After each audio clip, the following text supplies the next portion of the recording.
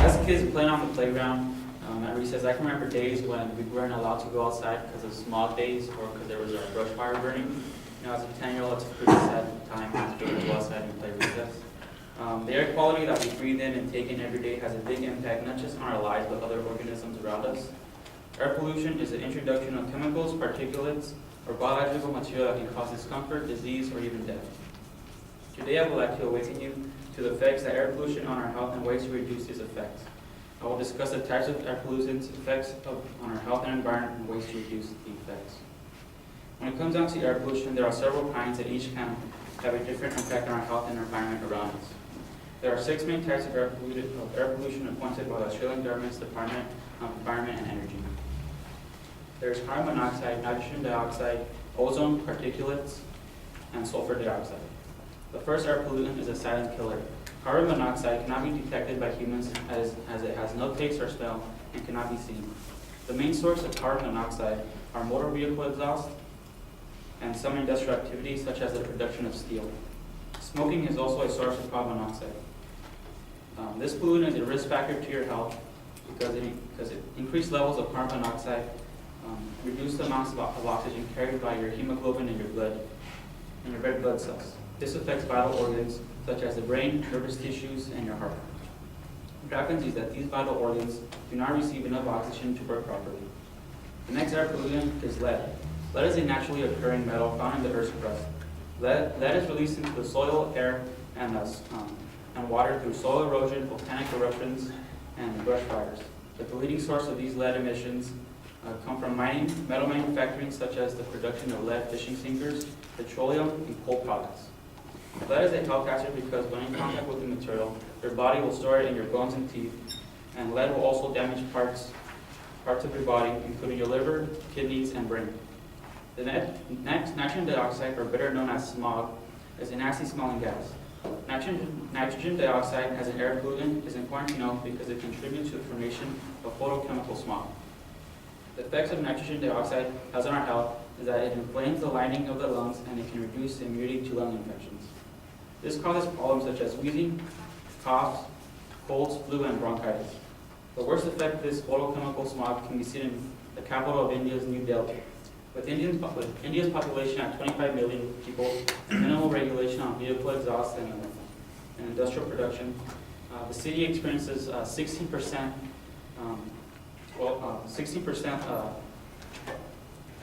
experiences smog 16% higher than the average. For the people of New Delhi who are non-smokers, just breathing in their smog is like smoking 2 cigarettes a day, putting their life expectancy 7 to 13 years shorter than usual. The next air pollutant, what is known as particulates. Airborne particulates are sometimes referred to as particulate matter. This particulate matter includes dust, dirt, smoke, soot, and liquid droplets. These particulate matters give us conditions such as asthma and bronchitis and can also lead to cardiovascular disease. Some components of these particulates have been shown to cause cancer. And lastly, sulfur dioxide. Sulfur dioxide is a gas with a nasty sharp smell. About 99% of sulfur dioxide in the air comes from the human source, which is a generation of electricity from coal, oil, or gas that contains sulfur. When breathed in, sulfur dioxide will irritate the nose, throat, and airways to cause coughing, wheezing, shortness of breath, and a tight feeling around the chest. These symptoms when breathed in sulfur dioxide come very rapidly, and you'll start to notice the effects 10 to 15 minutes after breathing in the gas. Now that we have seen the types of air pollutants, let's take a closer look at what it does to our health. Polluted air can damage our bodies in many ways. Air pollution causes a range of respiratory symptoms, including coughing, throat irritation, chest tightness, wheezing, and shortness of breath. Recent studies have shown that air pollution can harm lung development in children and can help cause early childhood asthma. Higher air pollution levels have been linked with heart problems as well as higher risk of developing cancer. These symptoms are more common than one thinks, due to the fact that 92% of the world's air population breathes in unhealthy air. And according to the World Health Organization, 1 in every 9 deaths per year, about 6 million total, are attributed to unhealthy breathing in of unhealthy concentration of these particulates. Now that we have seen what pollutants do to our health, let's see what it does to our environment. Acidification is a chemical reaction of air pollutants that can and create acidic compounds which cause harm to vegetation and buildings. When air pollutants such as sulfuric acid combines with the water droplets that make up clouds, the water droplets become acidic, forming acid rain. When acid rain falls over an area, it can kill trees and harm animals, fish, and other wildlife.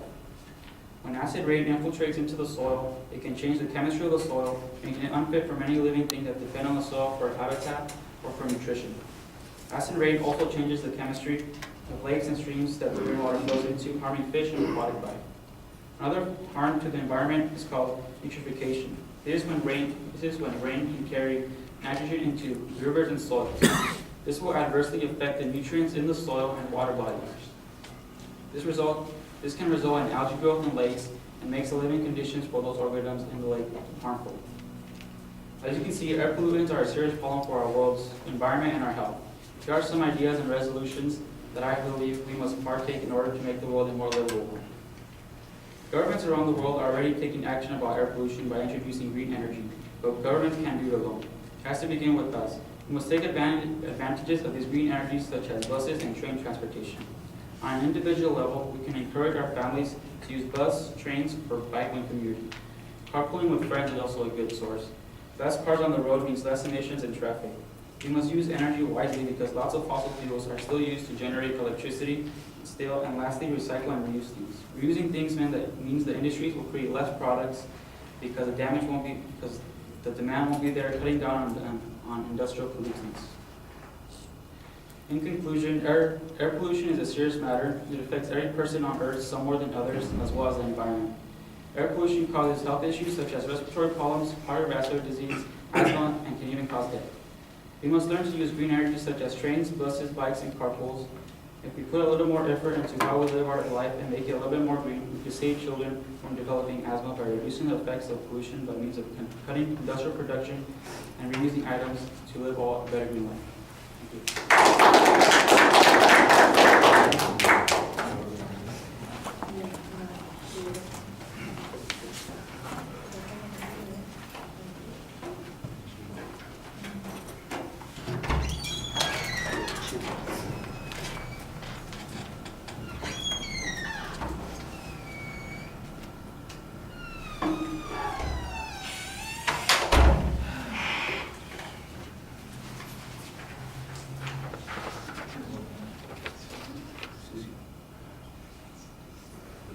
So, David, what did you think? I thought you hit all the organization and content points like right on the dot. It was a very well-written speech. You outlined it super well in the intro and very informative. And all the info that you had was very good. It just needed to be cited a little bit more. And then I know, reading from the paper kind of distances you from the audience. And then one more thing, when you hitting the end of a point, your voice drops off a little bit. You're at the start of your point, your voice is really nice and projecting well, but it drops off near the end of the point. Okay. Yeah, I'll agree with a lot of those points. I think that you've got organizationally everything is in good shape. So I don't have big criticisms about the organizational stuff. Content-wise, I think that you spend a lot of time kind of outlining what the different pollutants are, and it makes it sound a little bit more like an informative speech instead of making the argument about how dangerous they are. In other words, when you list all of those pollutants, instead of just telling us what they are, tell us about a little bit more about what the impact is that they have on the environment. I mean, carbon monoxide is poisonous, but are we likely to die from carbon monoxide poisoning in the general atmosphere? I don't know. I don't have any information about that. I know if I close my garage door and turn the car on, I'm going to die, because I'm going to be overwhelmed by carbon monoxide. But you're talking about air pollution, and that's a completely different kind of issue. So if it's a pollutant that we have to worry about, at what concentration levels do we have to worry? Who is threatened? I thought you did a little bit better on that when you were talking about the particulates and when you used the example of New Delhi, that you provided a little bit more data that applies to the problem that you're talking about there. And if you had done that a little bit more on some of the other points, I think your argument would be more interesting and more compelling. Source citations are okay. Like I said, organizational structure's okay. I'm gonna have a conniption here. You can't be reading an essay and call that a speech. And basically, you've written a well-organized idea here, but you're not delivering a presentation. You're just reading to us. And this is like there's not been any progress since the beginning. You need to talk to us, and that big page in your hand is frustrating to me. And I think you probably have a pretty good idea about the material. You've put the content together here. You need to think about how you're going to sell it to us. You're doing well on the logos part, but your ethos part is way, way down here. It's like you sound like you're bored with what you're talking about. You don't make it very interesting. You're not confronting the audience and engaging them with your nonverbal delivery. And that's a problem at this point. I mean, I don't know a different way to say it. I've said it at the beginning of the term, and I'm still saying it now. You've got to engage people. You can't just stand in front of them and move your lips. You've got to do more than that. And I think that you're still at a situation where I don't think you're doing that kind of engagement sort of issue. So that's the big kick in the pants I'm giving you. Content and organizational stuff, you're doing good on.